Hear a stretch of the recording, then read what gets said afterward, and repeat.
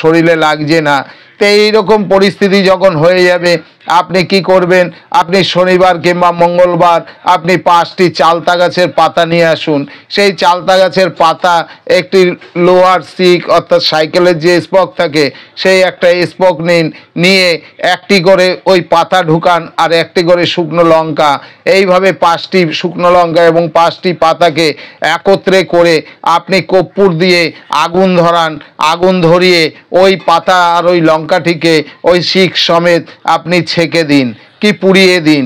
পুড়িয়ে দিয়ে যে ছাইটি বেরোবে ওই ছাইটি আপনি আপনার কপালে দিন এবং যেখানেই যখন যাবেন, যার কাছেই যাবেন, আপনি ওই ছাইটি কপালে দিয়ে আপনি যান, দেখবেন আপনার সব কাজ সফল হবে এবং আপনার সংসারে আপনার ঘরের যে অশুভ যে ভাবটি ছিল সেই ভাবটি দিনে দিনে কেটে যাচ্ছে। বিশ্বাস করে করুন, অবশ্যই সুফল পাবেন। মা কামাখ্যার কৃপায় মঙ্গলময় হোক আপনাদের জীবন।